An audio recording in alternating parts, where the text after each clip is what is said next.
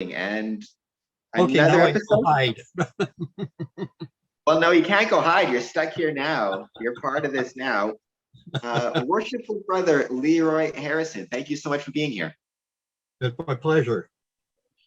So, as I talked about in the previous episode of the podcast, which was released yesterday on May the 16th, I have been trying to contact all of the candidates for 2021 Grand Lodge.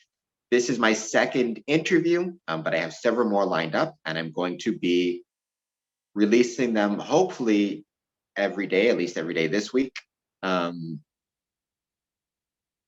Any candidates that I was not able to contact, by all means, open invitation. I will leave my email address on the bottom of the screen. So just look down, you'll see it. And in the description to this video, and I would love it if you got in touch with me, and I would love to schedule some time to speak with you. And I always want to mention this at the start, especially in this case, all opinions expressed are my own. I don't represent the Grand Lodge of Canada or the Windsor Masonic Temple. And, none of these interviews are meant necessarily as endorsements of a candidate. It's just a chance for a candidate to speak with me and hopefully with all the members in Ontario who are watching this. So once again, worshipful sir, thank you so much for being here. This is new to me. I think it's new to all of the candidates this year. I think most of us are not used to talking about ourselves. And so this is kind of interesting. You don't really know what to say. And I never have liked I did this or I did that, but this is basically what it appears that we're coming down to. I'm a member of Maitland Lodge in Goderich, Ontario. I now live in Stratford, which is only 45 miles away, so it's no problem getting up. But I'm a past master there. And I'm the second senior past master of Maitland Lodge. I've been a past master of the Past Masters Wardens Association for South Huron District. And for several years, I've been the South Huron chairman district chairman for the Masonic Foundation of Ontario. I've been very actively involved Masonically for a long time, longer than, I'll put it this way, I really can't believe that it's going to be 50 years this September. I've had a lot of fun, and I've met a lot of great people across Ontario, across Canada. I've met people in the States, met people in Europe. I've met Masons down in Australia, the Bahamas, Mexico, and I just can't believe how fortunate I have been in this fraternity. You mentioned at the start, you're not used to talking about yourself, which is new for many Masons. I'm not talking about myself. I'm the opposite. Ask anybody. But Masons, as a rule, are certainly kind of very humble people who do a lot for the craft and for the community, but often aren't ones to advertise it. But certainly, I've had the chance to meet you on a couple of occasions. You're 50 years in the craft. Can't believe it. It's certainly, you are somebody who is worth speaking to and worth talking about some of your accomplishments. I should have said that while I'm running for the office of Grand Registrar for the Grand Lodge of Canada, the province of Ontario. But I've been very active in the York Rite. And I've served on, both at the lodge, at the local level, plus the district levels, and pretty all the bodies on the York Rite side. And I've served on the Ontario executives and also the Canadian executives. And, you just go ahead and do things. I love visiting. I've been secretary of various bodies or treasurer for more years than I want to think about. I'm getting out of one of the secretary jobs at the end of this month after 22 years as secretary of the Stratford Avon Shrine Club. And so that will help ease them. I'm working into what I call retirement, finally. So you say that, but I'm told by many people that once they retire, they're busier than ever. So I don't know if you get the chance. It's What very true. I remember being a newer Mason, and every year April, May comes around and the lodge starts to discuss Grand Lodge and elections, and even some older members may not necessarily know or understand kind of all of these terms and what it is. So I guess from yourself, first of all, you said you are running for the position of Grand Registrar.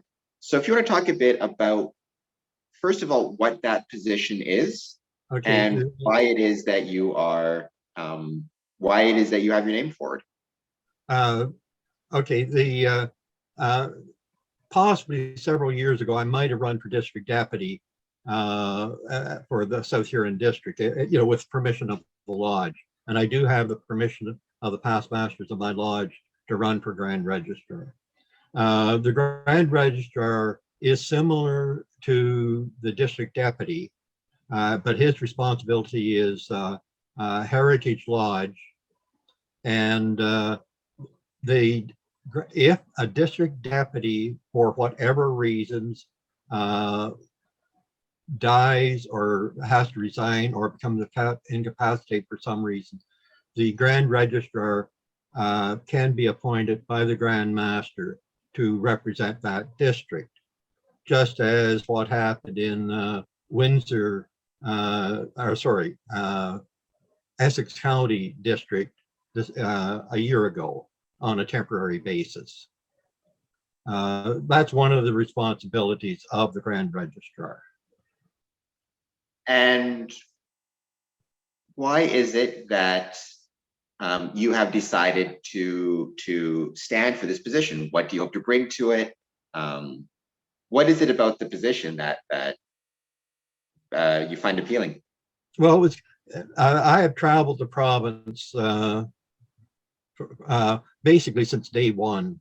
As like happened, there was a couple of members, several members of my lodge traveled, and so as a new Mason, I went along with them, and that just goes. You meet this person, that person, and you develop friendships, and I just enjoy traveling, and at times my job would say, okay, you got to back off a little bit on the traveling, but then it would ease up. And like in March and April, for up until this year, I didn't go too far because of course that's the height of tax season. And so, you've got to get your own done, but it also, you have your clients that you have to get done by April 30th. And so, in April or March and April, I always backed off my traveling. But once April 30th is over, I was on the road again and would go heavy through into the fall. And then, depending how the winter was, you might back off a little bit everything backs off a bit in December. And, you get into January where when you live in the snow belt, which I do, you're sometimes limited in where you can go in the winter time. But you get out as much as possible. I cannot not speak highly enough of traveling and the importance of traveling, the importance to a Masonic career of traveling. that is always my advice to a new applicant or to a new Mason,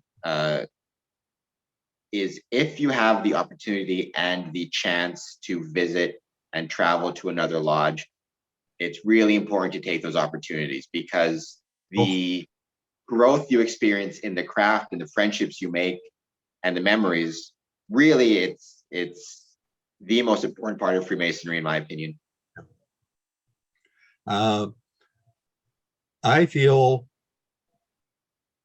the business meeting and the ritual work is important, but I kind of feel that the little bit of the meeting before, before the meeting officially starts, when you're visiting, arriving and meeting and talking to people, but at the social hour afterwards, I think that is even more important, because that's when you get to know people a lot better.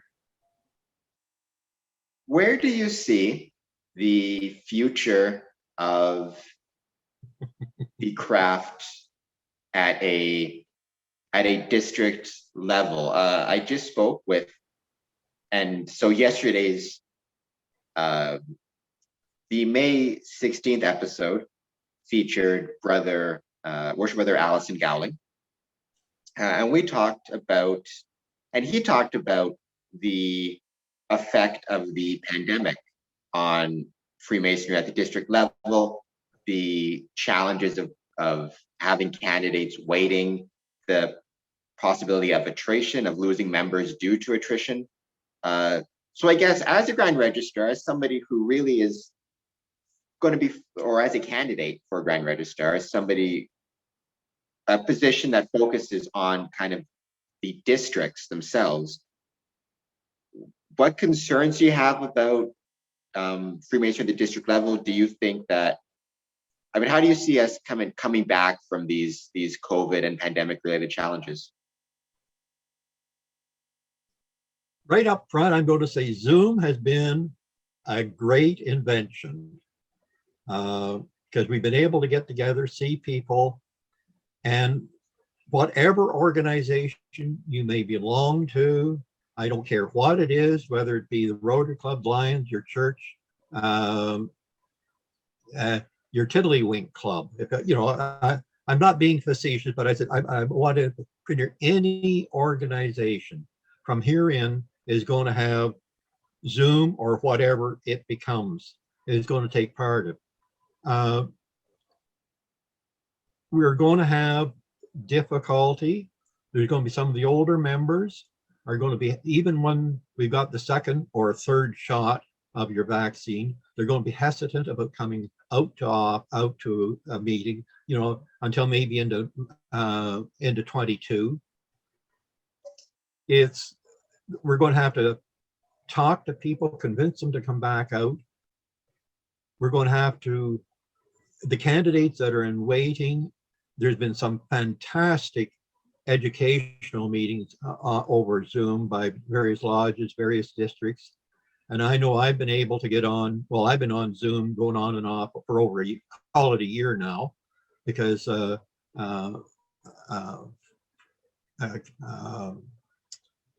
down in Toronto there, the Toronto East, they have had some excellent Zoom meetings, educational meetings. They've got the editor-apprentice on there, they've got the fellow, they've got candidate. The work that's being done is just education. It's not doing any secret work. And I know I've pretty much come away from every meeting with a little bit of extra knowledge that I didn't have. But we're going to have to work to get people back to getting, whether when we first go back, I don't expect there'll be any ritual work done for the first few meetings. So that's just my, I hope I'm surprised. I'm surprised that we are able to do it, but to get back into things, people are going to have, the members of the various bodies are going to have to relearn their openings and closings. We're all a little bit lazy. We've maybe haven't kept up our ritual work the way we should, so we're going to have to relearn it, or I should say, it's like going to university, college. Every now and then you have to do an all-nighter to get things back up. It's going to be interesting. Hopefully, we can get the candidates in fairly quickly, hopefully by 2022. We're going to have to work on retention because there's some members who are going to be, as I've mentioned, that are hesitant about coming back out. There's some that, well, came out occasionally. Well, I don't know, maybe I want to stay at home tonight. You know, we get accustomed to doing things, and you've got to encourage people to come back out. Now, when we can get visiting and traveling to, that will be a godsend, so to say, because so many of us miss that. We miss the social hours of friends that we haven't seen for a while. And most Masons that I know enjoy, how shall we say, a slight repast, having and the banquets and the dinners and even the fundraisers for our charities, the barbecues, you name it. Yes, the ladies' nights, the honoring our widows, that type of thing. It's going to take a while, and those who are coming into office are going to have to be willing to get out, and when they're able to travel, to get out and travel, and hopefully convince some of our brethren that may be hesitant about coming to come on out and rejoin and enjoy what they used to enjoy until the pandemic hit. So the district deputy position, and then by extension, to an extent, the grand registrar position, it strikes me as one of the more challenging Masonic roles. I liken it to, for several years I worked in a jail. Yes. And I was in like the programs department, they called it. So I had, I reported to my boss was called a deputy superintendent. But the deputy superintendent had to implement the instructions and requirements from the ministry. So you've got, and I'm not an easy person to deal with ever. So you've got me and people like me down here, and then you've got the governing body up here, and then you've got your deputy superintendent in the middle, and he or she is trying to implement, stuff coming from above, while also, if I don't like this stuff coming from above, you've got me complaining about it, and you've got me trying to get my stuff up there. And so you're kind of sandwiched between, and you have responsibilities to two different kind of levels. And I feel like the district deputy is in the same position. They have to both answer to and implement directives from Grand Lodge, while also listening to and being responsive to the lodges at the district level, of the worshipful masters and the membership. And trying to balance those two things always struck me as a difficult dance to try to pull off. It is. Fortunately, I have been in that position in the other York Rite bodies. I have represented the district level. And so you're the conduit between the members of your district. You listen to them for their views. You're to pass that on to the upper level, at the grand executive meetings, or you privately also.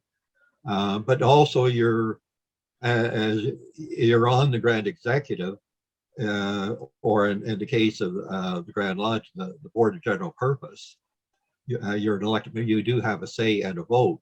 So you're also there to bring the views of the district to the board, but you're also there to bring the decisions of the board to the local district. And there's information to pass on.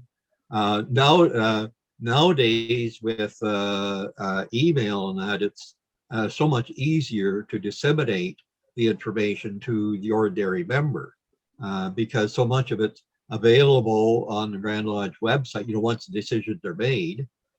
But years ago, you were more the conduit, where now, as I say, with email, you can send it out to every member of your lodge who has an email address. And yes, there are still quite a few members who do not have an email address, and for several reasons, and especially as they get older. It's the older members, more of them don't have it. Now, some of them have given up their computers just because of age, or they're hesitant. And that is because there's so many scammers out there. And so some of the older members are especially, they don't have the technology that you're young enough where, I won't say you grew up with it, but you basically came into it at a young age. I'm the other way around. I never was a techie. And so I'm very hesitant about what I do on a computer, but I find my way around it. I'll put it that way. And I'm not afraid to ask questions. If there is I didn't want to use the term silver lining, but if there is a benefit to Freemasonry over the last year and a half now, almost 2 years, would you say it's been, the increased comfort that many Masons have developed with the online world, with using Zoom and using that to connect not only within their districts, but to connect to meetings that they otherwise would not have been able to get to and meet brothers? You can be in a Zoom meeting in California, Yep. then New York, then England. You can travel around the world without even wearing pants in some cases. Yep. Yes, don't ask anybody to stand up. That's on Zoom. But I'm one of the ones, I'm not afraid to put my hand up. I have, as you know, in most of the Zoom meetings, there's a bit of visitation beforehand and a visitation after. And when we get to the visitation part, if we have any problems, a lot of times we ask, and you can see even the people trying to get on Zoom, well, they're having problems. Well, I can't get my picture to come up. Well, are you working on a desktop or a tablet? Just questions like that. It's a certain place. It might be in the right-hand corner. It might be in the left-hand corner. Things like that. I've noticed that. I know the older people, once they get over their embarrassment about having to ask questions, they usually are right there asking, well, how do I do this? How do I do that? I know at the office, I used to tell some of my clients, I said, I'm the wrong person to ask because I'm not a techie. But I said, if you got an 8-year-old grandson or granddaughter or a great grandson and granddaughter, ask them, they'll know how to do it. Because I know that's what I used to ask my niece and that when I'd go down and visit. If I had a problem, I said, hey, Courtney, can you tell me how I do this and how I do that? And she'd just go there and that would be it. To what extent do you think the virtual aspect of Freemasonry will remain even once we've returned to in-person meetings? Do you think that in the realm of, for example, to what extent will Masonic education and to what extent will certain events remain in the virtual world, even when we have in-person meetings? To what extent will you see hybrid meetings where you have groups meeting in person, but you also have, say, a laptop set up so brethren can watch via Zoom if they can't be there? Do you think that, I guess, to what extent will this remain? Will it go away? Will it get stronger over time, even once COVID is finished? Well, pretty well once a week anymore. I'm on Freemasons Without Borders. That's out of England, and they've had some excellent speakers every week. I don't get on every week, but I can always go to the YouTube channel and pick up what I missed. I've been on virtual meetings from Vancouver, Calgary, Lethbridge, Regina, Winnipeg, Northern Ontario, Thunder Bay, up through the north, over to Ottawa, down to the Maritimes. I've also, I've been into some of the US ones. It's interesting. I've learned a lot. And personally, I think, I stated earlier that I thought that Zoom or whatever it may be in the future is going to be part of every organization. And as long as there's none of the secret work done, there's so many books out there, there's very little secret anymore. That you can have a speaker from I've listened to speakers out of Singapore, and excellent speakers. And I think it's going to be part of Masonic education. I see no rhyme or reason why ritual work, no, it won't be done by Zoom. But when you get to Masonic education, I can see that happening, Masonic education by Zoom. I know some of the lodges that have gone with the Zoom meetings, past masters or members who have maybe live in Mexico or retired to the States or out west or up north. They're on every meeting now of the lodge Zoom, and they're reconnected to their lodge. And people that didn't know them other than a name on a notice are now know them by face. And this is one thing that Zoom has done, is reconnected us with people we know, but also we're seeing faces of people we have heard about. And especially those who are secretaries are now putting faces to people who they have email addresses for. And that's important. That's really nice. And there's been a lot of new friendships developed because of Zoom. What about, or when we speak about the virtual component, the one thing that I think is very important, and this even connects to candidacies. Grand Lodge is organized, and they've done a really great job with the Meet the Candidates nights. And I certainly commend them for the work. But the challenge of a Meet the Candidates night, especially when you have, so many candidates, is the length of time each one gets to speak will be, by necessity, will be relatively short. The virtual space and the podcasting space in particular, having the chance for a candidate to speak for, an hour and a half, for however long the conversation goes, or even any educational topic, to have one topic, one person engage in a long form conversation. I guess, what do you think about that, and how important do you think that could be for any topic or for any candidate? Well, normally at Grand Lodge, when we meet at the Royal York on the Tuesday afternoon, evening, I just forget now. Third there was always Tuesday, I think. there was always the meet the candidates, so you get a chance to to talk to a person, and that's and you see old friends, and you get introduced to other people that you may not know. As I say, this is a different type of thing. It reminds me of when I was young and foolish, and I ran for municipal council up home, and the local cable company wanted to hold a candidates evening where you come on and teach. Well, it was brand new to everybody because it had never been done before, so to say. And some candidates went, and some didn't. I went on and did it. I said, "What the heck? This is new. You're getting to people that can't get out of the house. So, some of them could get out of the house, and that's one thing the cable company was good about. We got the church service. We got the church service by Zoom now, where it was by cable before, and still is by cable.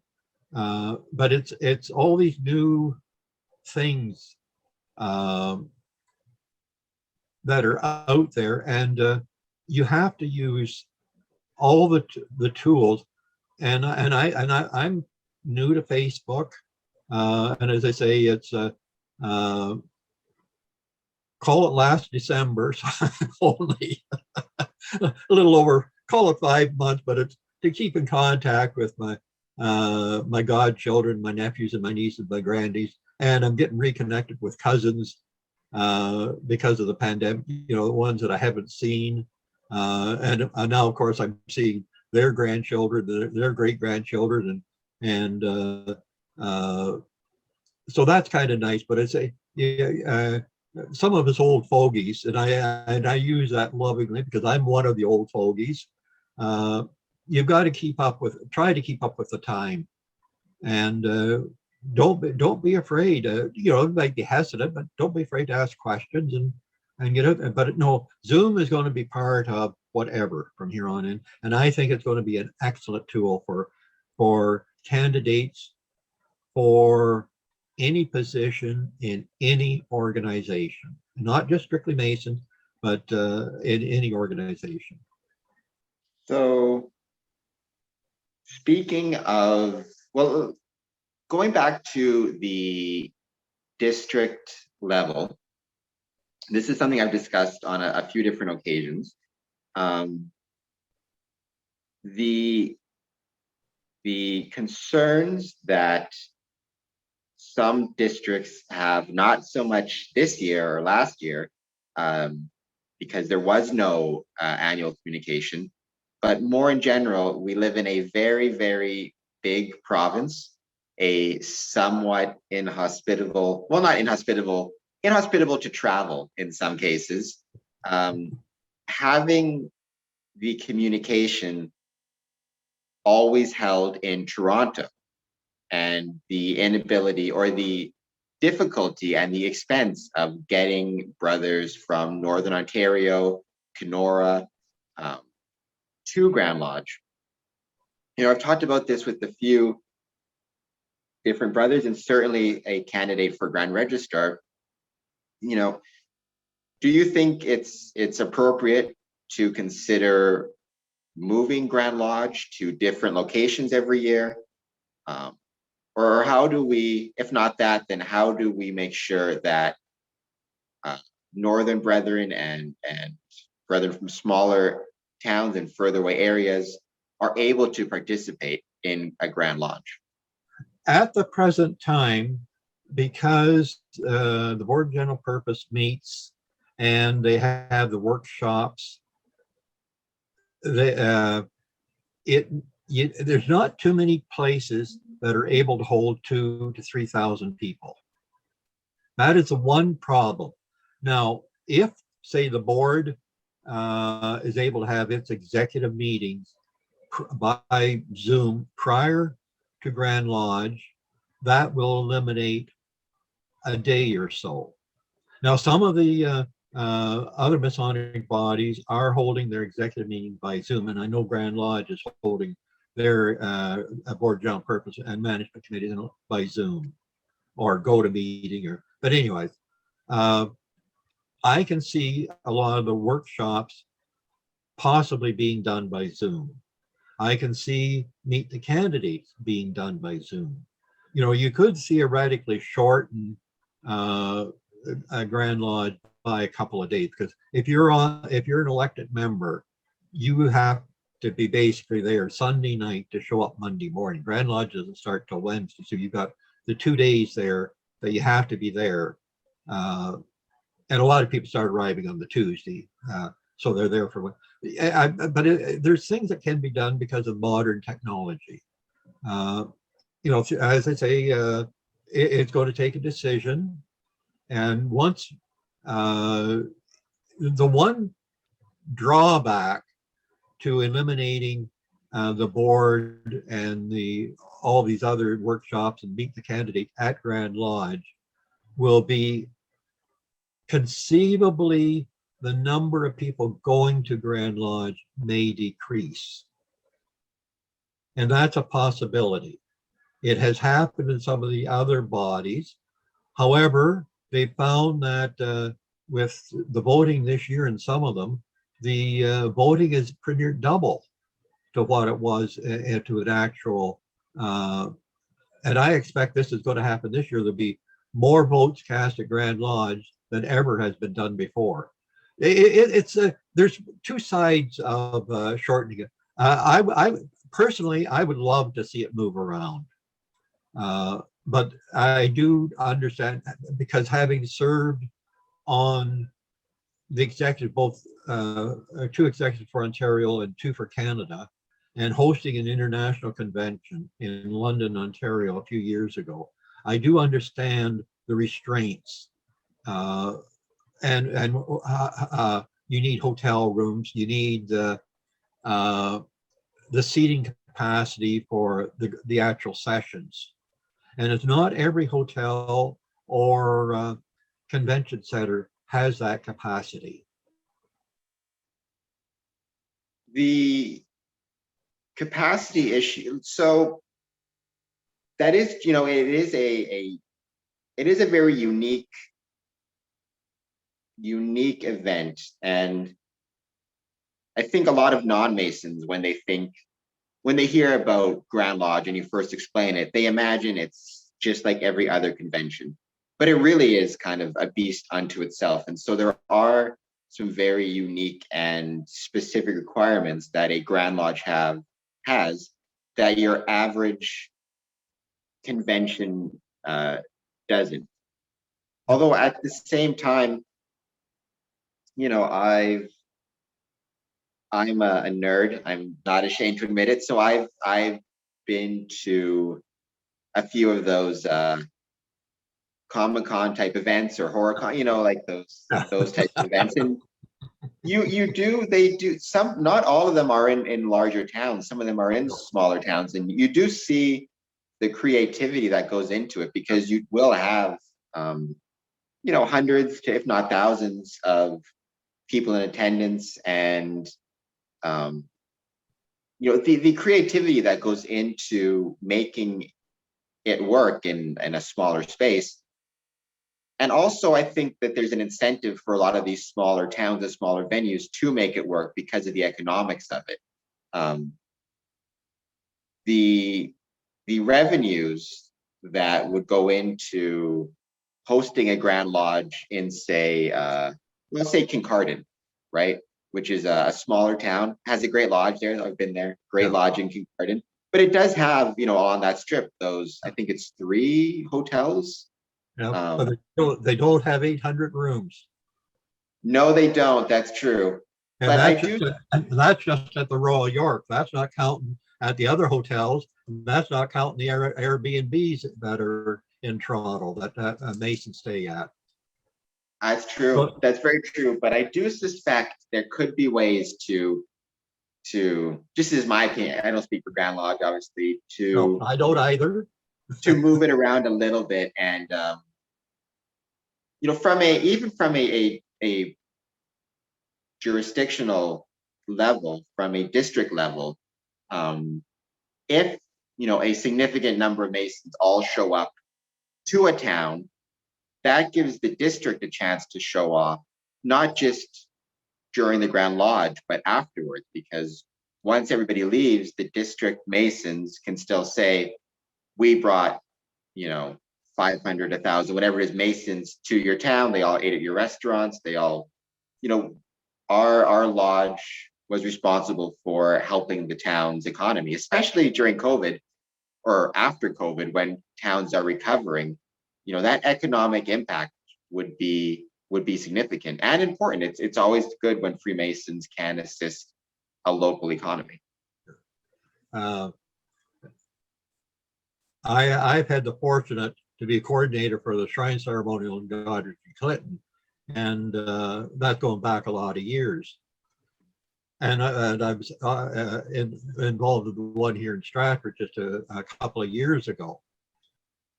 And I agree, going up to Kincard, because I was there for the Shrine Ceremonial in Kincard about 3 years ago. And yes, it was it was excellent. But Windsor might be able to host it. Ottawa may be able to host Grand Lodge. Toronto definitely. Possibly down in the Hamilton area. Even Sudbury might be able, if you were to also use the residences at the university, because I do know that quite a few years ago, Sovereign Great Priory and Guided Pure Conclave of Canada were in Sudbury, and they did use the university residences along with the hotel rooms. and yeah, that goes to, I even wonder, and this is just me talking off the top of my head, for the Olympics, for example, what you see every 4 years is different countries will put together committees and then lobby the Olympic committee to come to Canada, come to our country. We have all of these amazing things. Even that would give districts a chance if they felt that our district has something to offer. It gives them a chance to show off their district to Grand Lodge. So if they say we would like to have Grand Lodge held in Sudbury this year, it gives Sudbury Masons a chance to put together a video package or something where they can say, look at these wonderful things in Sudbury. It'd be wonderful to host the Most Worshipful Brother. Most Worshipful Grand Master, he could check out this awesome museum and check out this awesome place and stay at this hotel. It would give cities a chance it would give Freemasons a chance to promote and advocate, how wonderful their city and how beautiful their cities are to Grand Lodge. It'd be an interesting thing. It would be interesting, but you come back to at the current time, we reserve 800 rooms at the Royal York, and that's not counting at the other hotels in the area of Toronto. So a lot of municipalities do not have 800 rooms or 800 rooms plus. I'm not too sure what Windsor has. I've kind of forgotten. I did know at one time, but I've kind of forgotten how many rooms they have. We'd be close. I'm trying to think all the different hotels we have. You've got Caesars and we have Caesars, which would be, I would suspect, if Grand Lodge were to be held in Windsor, Caesars would be the main venue because it certainly has, a significant number of conference rooms, and it's been host to many. Yeah, it has. I've been there for conventions, and also I'm just thinking, along the riverside, you've got the St. Clair Center for the Arts, which has the main ballroom, which would probably be the place for the main. Been there. But even, and I love Windsor, and so let this be my pitch to Grand Lodge. Think about Grand Lodge in Windsor. We're an amazing city, but there are so many places that have. If you also implement the residences at the universities and the colleges. Yeah, that could work too. You mentioned Sudbury has the residences, Hamilton, Thunder Bay. I don't know how big their university is. I've been to Thunder Bay. It's a lot of years ago, and I presume there's been more hotels have been built. This whole. Go ahead. But just how many rooms? These are things that you've got to look at: number of rooms available, and how far it is from one facility to where your main facility is going to be. These are all things to be looked at. It's possible, but we'll have to wait and see just how things kind of work their way out through. I do like this conversation though. This goes to one thing that I think all organizations need, and I think that can be, the ability to think about and contemplate ideas and how they might work without immediately going to the old, that's not how Yeah. we did it.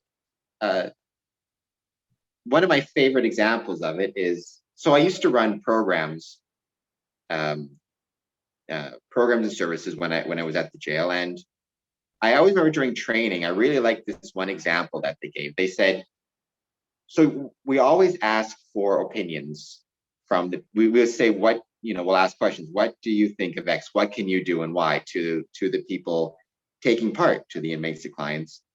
And the rule in training was always, whatever they say, unless it's obviously they're just being, but by and large, whatever they say yes to. And then the reason you do that is because, or write it down, don't say yes, but just like acknowledge it, because that will encourage people to brainstorm creative solutions. So the example they gave was, it was for an employment program. And the question was, what can you do to find, how can you find employment if, say, you're living in an economically depressed area or whatever it is, how can you find employment? And even if they say something that seems silly, like I could go to Mars, you write that down, because the next person may think, well, going to Mars is stupid, but going to London, Ontario is possible. It's about thinking, it's instead of when somebody has an idea, and I think this can happen with newer Masons. If a newer Mason has an idea, even if it seems unconventional or a little crazy, it's always fun to go, all right, and think about how it can be implemented. Because in that thinking, you might find a way to implement an idea that seemed otherwise unlikely. Yeah. A lot of these discussions happen in, how shall we say, hospitality rooms, down in the bar area over lunch or over a drink, or sitting in the lobby of a hotel. Grand Lodge is great for this, because where else can you meet people from Windsor to Kenora, to Hallaberry, to Ottawa, right down through to Cornwall, all the same place. And you can meet, then you gradually meet the people from other jurisdictions that are there. And as you get to know them, you sit down, well, what are you doing? And but a lot of these things are hatched out in hospital rooms, or just sitting, as I say, sitting over breakfast, sitting over lunch, just talking about things, and you're making no decisions, but you're throwing ideas out, you're responding to other people's decisions. I know several years ago, when we held the it was a Masonic convention in London, Ontario, there was people from right across Canada, the States, the Philippines, Australia, and there was a couple of people out of France were there. And we had great, and we put tours. We came up to Elmira, to the farmers market. We had them to down into Pelee Island to the wine for a wine tour. That type of thing. You can be creative and do things. I agree, and that even goes back to what we talked about at the start, what you talked about, the importance of traveling, because by traveling and visiting with other lodges, other brethren, you will get ideas that you can take back to your own lodge and apply to your own Masonic career. Yeah, I've been in Illinois different times for their New York Rite sessions, and they do Grand Council, Grand Chapter, Grand Commandery for the Knights Templar. All in. The executive meets on the various executives meet Wednesday. Grand Council, Cryptic Masons meet on the Thursday. Grand Chapter, Royal Masons meet Friday. The Grand Commandery of Knights Templar meet on the Saturday. they have a church service on Sunday. There's the various dinners, various breakfasts put on by various organizations of the Masonic dues. They conduct their business and their installations, and they can do it in a day. The key to that is having the reports all printed up ahead of time. You pick them up when you're registered. Unless you have a question, they're moved and seconded, and then that's it. If you have a question, okay, you raise your hand, you ask your question, you get your answer. But there's ways of shortening a meeting down and yet not eliminate anything of importance. Speaking of visiting and traveling, I have had the pleasure of visiting Maitland Lodge on a couple of occasions. Yes, you have. And it was a terrific time, both visitations. I loved it. I visited after the tornado, so I got to see the renovated lodge. But I love Maitland Lodge. Talk a bit about Maitland Lodge, about how the brothers are doing now. And it's a really interesting story too behind your lodge building and what it went through and how well it recovered. Well, Maitland Lodge got dispensation from the Grand Lodge of United Grand Lodge of England back in 1843. Now they celebrated their first 100 years. The dinner was in 1945. You're supposed to take it from your dispensation. But anyhow, and I don't know whether that was because of the Second World War that they held the dinner after the 100th anniversary.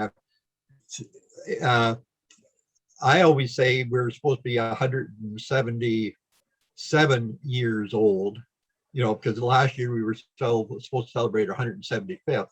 But I always said it was supposed to be 177 because you take it from your dispensation.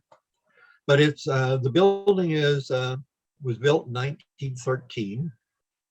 And before the tornado, I hadn't been above the lodge room in a few years, but I know the last time I was above the lodge room, the old electrical was the old spool and bobbin, or that's what I always called it. But it's been completely updated. It cost I think it was $4 million to restore the building. It's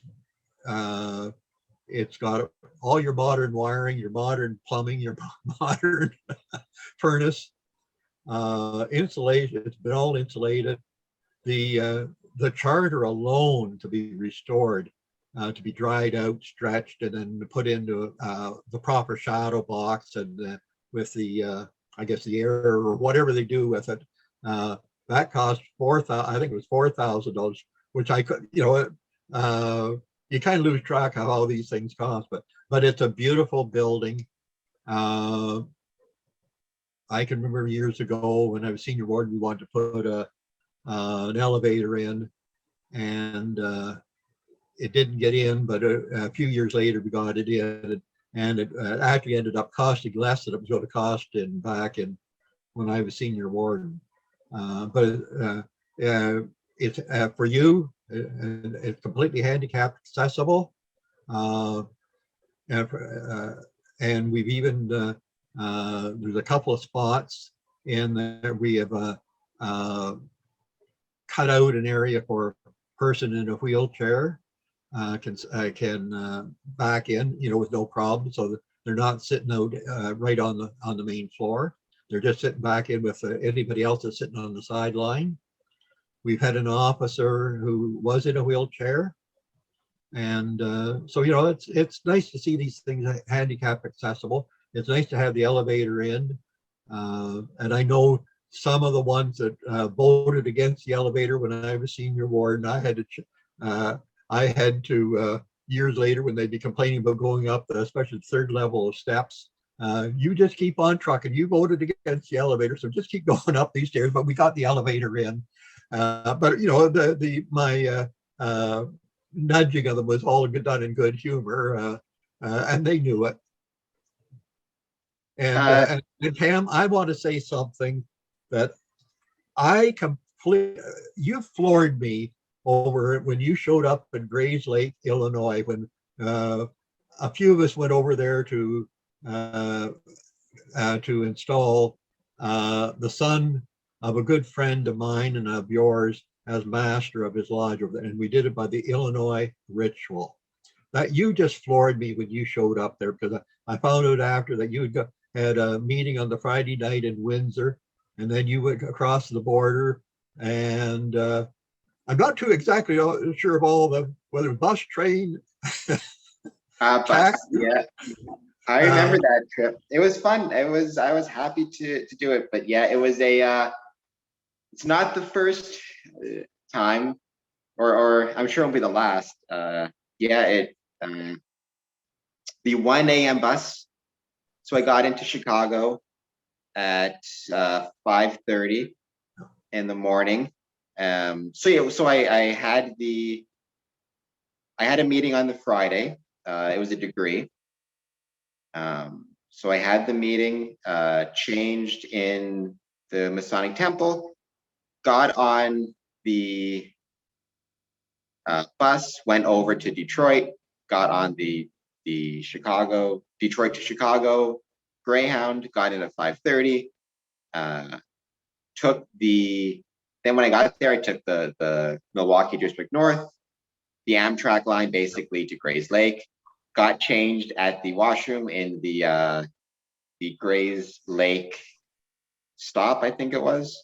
Or no, I got into Grays Lake at 7:30 in the morning. So I just went around. I remember I got changed. I found like the local Grays Lake Museum or something, and I went in there and I changed in the museum. I remember. So I go in. I got it was like a $2 ticket or something. So I got my ticket. I went to their washroom. Came out dressed in your tux. Just my tux came out, and then the lady at the front was very confused. She said, if all you wanted to do was change into a tux, you could have just used our washroom. I remember that. It was worth it though. It was a lot of fun. I enjoyed it. Was. But you just floored me when you came up there. And I've got to say, I admire you for that. And I know that's not the only time you have shown up unexpectedly. Well, unexpectedly or unwanted. Those two things are back and forth. But yeah, that really is something I always tell brothers, even if it's a late night and an early morning at work the next day or whatever it is, if you can find the time and the way to travel, you really need to travel, because you are missing out on such a important part of the Masonic journey by not doing it.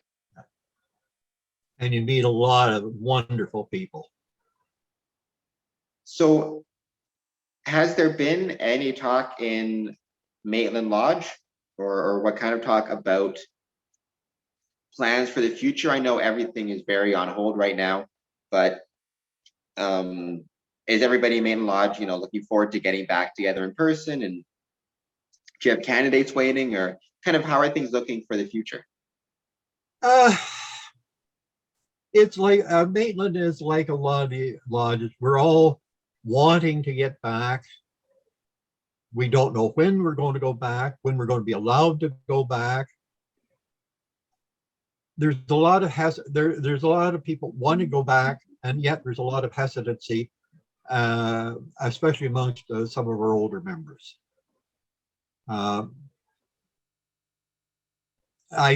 If my memory serves me correctly, we have some candidates who got their entered apprentice, and so they haven't got their fellow craft or their master mason yet. And I say that because the last time I was up there was in February, and I'm going to go up in March, but that's when last year when everything got canceled. So I'm trying to think back a year ago, exactly where we are. But I think if I remember correctly, we got a person waiting to get their fellow craft and their master. Well, I very much look forward to once we can get back to normal. It's been a few years now, so I'm definitely overdue for a return to Maitland Lodge, and I'd love to visit it again.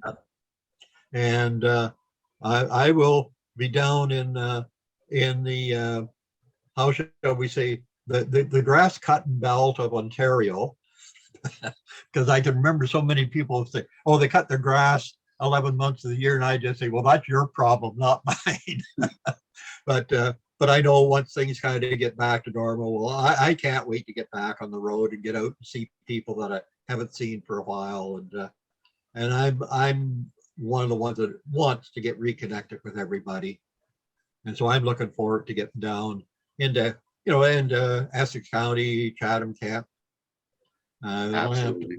yeah, because those are the ones that, but I'm also looking forward to getting back into the Hamilton area, Toronto, North here, and into the Bruce, because I'm up there and I got a lot of friends, Masonic friends up there. Plus also I've got god kids up that way, so I got to go visit them down in Eastern Ontario. I've got my brothers in Kingston and my nephews in Sterling, and I want it. So anytime I'm down in Eastern Ontario, we got to do a visit with them. So it gives me a double excuse to go arrange a Masonic visit at the same time. Absolutely, and we'd love to have you down here.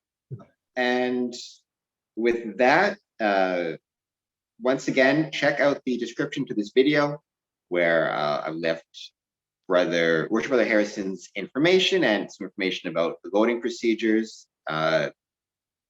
Worshipful Sir, I wish you all the best in your candidacy for Grand Registrar. And